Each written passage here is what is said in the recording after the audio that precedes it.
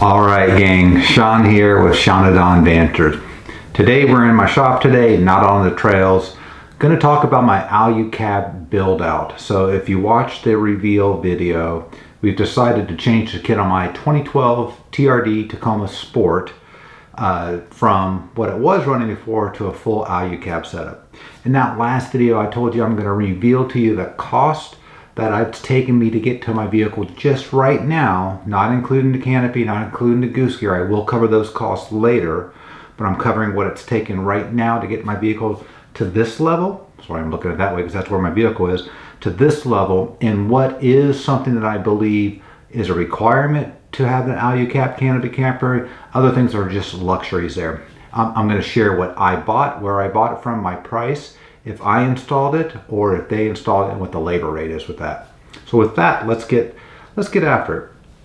But first, a little bit about us. My wife and I live in the Pacific Northwest. You can find us outside almost every weekend, whether we're adventuring in our Tacoma, our off-grid trailer, or our Sprinter van. We love to get outside, share our adventures for people to watch, and maybe get inspired to get outside soon. So if you haven't checked out some of our videos, consider checking them out. Even our latest video, I'll try to tag in here. This one is where it's, hey, it's solitude. It's all about silence. I don't even give you the description here. I want the video to tell you the story. So I'll try to pin that there. But now let's get back to this build sheet here. Okay, so first up here, you might notice that my truck is running a very unique kind of paint color there. In fact, it's not really paint. It's actually a bed liner. It's a mil-spec bed liner that I had done at Tacoma Auto FX. Now, my truck was a work truck before. I mean, I drove it for 10 years and it was just a work truck hauling yards and yards of material and towing all kinds of heavy equipment. It had some damage and stuff, and quite frankly, the paint was pretty crappy on it. I was thinking about getting a wrap originally, and as I started kind of going through costing of the wraps, I realized for a quality wrap, I was looking at about $5,000 to $6,000. And then I started to understand the life expectancy of a wrap through research and realized that the life expectancy is about 3 to 4 years. And I was like, wow, I'm going to spend that kind of money for such a limited time. I'm not quite sure this is the right thing for me.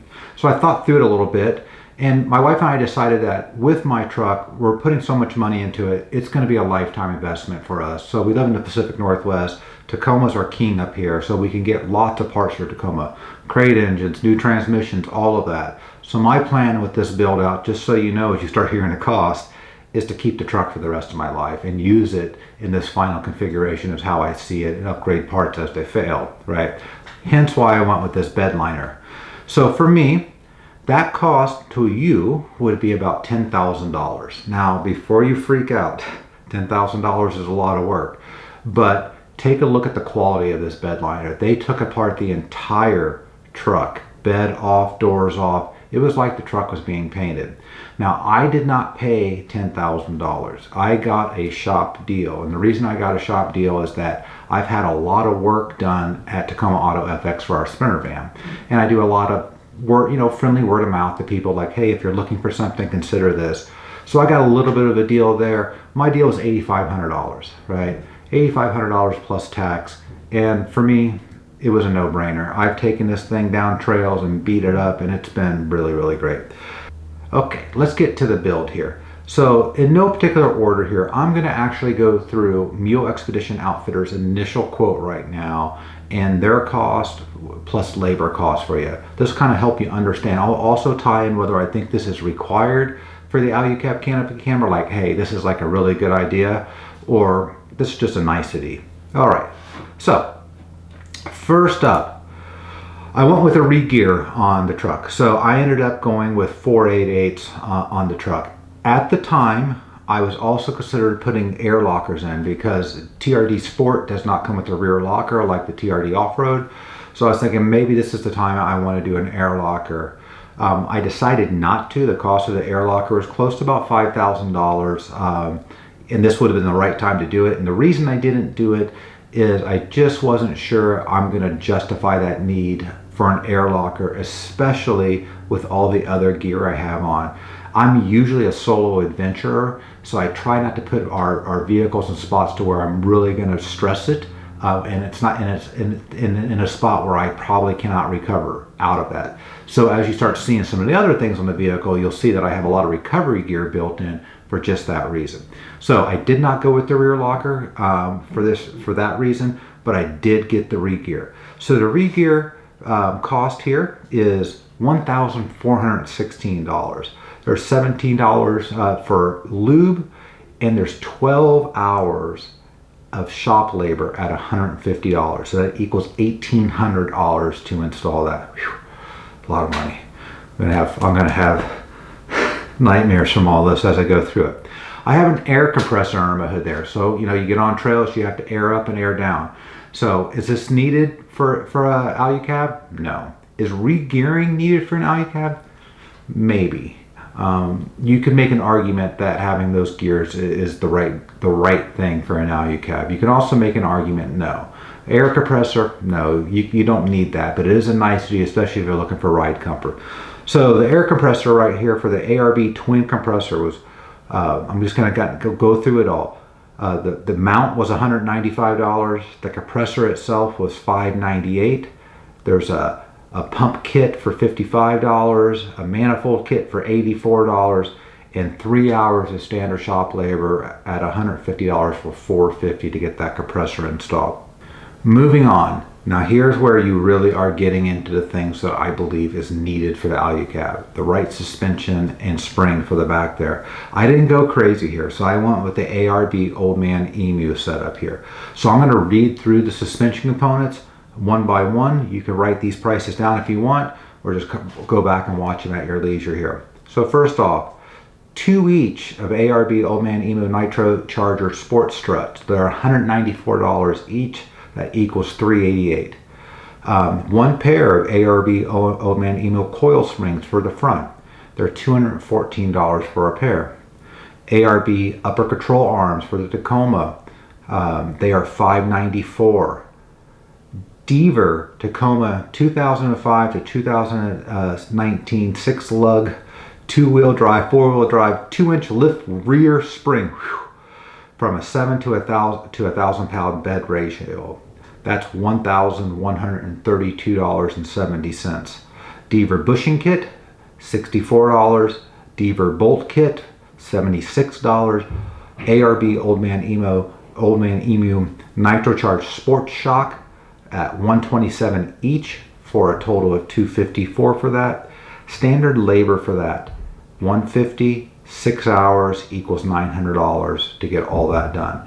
In addition to that, they had to do a digital 4-wheel alignment. That's $180 throughout there. So that's the suspension component. That of anything for me is like you have to actually do that to actually accept the weight of the Canopy Camper and have a reasonable ride comfort right now. Moving on. So I had to take off the old Prinsu rack to meet for the AluCab Canopy Camper, and in its place is the Sherpa Rack system. It's not as wide as a rack. It only covers like basically the driver's side, so it allows the AluCab to come up there. So that was $599 for that. 3 hours of shop labor, which is $450 to get that put on. And could I put that rack on myself? Absolutely, but I already had it there at the shop, so I said just go ahead and do that. Next up here is the C4 hybrid front bumper, the 2nd gen with the mid-bull bar height. That was $1,478.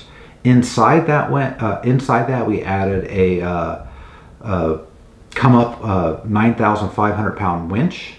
That was $1,255.95, and we added just 1 pair of Baja Design Squadron fog lights down there, and those were $294.95 for the pair. Total shop labor to get that done was 7 hours and totaled $1,050. So that was my initial portion. Oh, I actually have one more thing that I got from Mule on my next page. While I was there, I actually had the Snorkel added too. So I had the ARB Snorkel on that. ARB Snorkel, I don't have it separated out, just know the total cost because I had it added on at a later time, was $1,333.75. that included the shop labor for the Snorkel. And for the Snorkel, do you need the Snorkel? No. A lot of people think that Snorkel's for water crossings. It's really not. It can, I guess you can argue that it can be, but I'm not going to drive it like that. It's really for clean intake air. So the higher it is up there, it just allows that clean air to come in. So if you're on trail and collecting a lot of dust, it's a good idea. So I decided to get that all done at the same time. So let's get into some of the other things that I added on here. I also added some new lights on that. So before we get into my lights, how did I actually use my lights for switching? I got an aux beam switch. It's $199 on Amazon. It's actually a really pretty simple switch that you have one pass-through wire through your firewall, your switch is inside, and you have all your connection points right underneath your hood there. And for someone like me who's kind of new at that stuff, it was pretty easy to go through, and it's a good setup there. I had Baja Design lights on my van, my Sprinter van, and I was kind of going back for, lights are expensive. Quality lights are really expensive for sure. And so Diode Dynamics, I ended up going with them for my truck lights there. So I got a, let's see here, I got a 42-inch amber light bar. That light bar was $392. I then bought a wiring harness, which I retrofitted a little bit to go with that aux beam setup. That was $32. I also bought some special mounting brackets that allowed me to mount the light bar like it is with my Sherpa Rack mount there. And those were $42. Also, I should point out, for me to actually make that mount work, I had to modify the wind flare of my Sherpa with one that, well, actually I cut it out and then I bought trim pieces for it so that it looks really good. You can buy one that already is pre-met for a light bar. I didn't know that when I was ordering. I wasn't that far ahead of my thoughts, so I modified this. So just so you know. Then I have the two fog lights up on top there, the spotlights. Those were $432 for that, with a $40 wiring harness, and then a, where'd it go, $30.99 bracket from Amazon. So the little spots up there, bracket was $30.99. The wiring harness, 40 bucks. The spots, $432 for that. Additionally, on my truck right now, I also have a, I don't know how you say it, Odero, O-E-D-R-O, rear bumper on my truck. It fits the 2005-2015 rear bumper. It's powder coated. I paid $429. I installed that myself. Do you need that? No. You can go with your stock bumper if you wanted to, or at the AluCab. You don't really need it, but I needed a new bumper. Like I said, I was abusing my truck pretty bad before.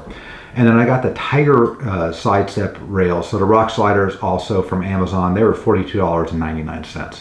So that's kind of where I'm at right now for my truck to get to this level. A lot of things that are niceties, other things that I feel are requirements there.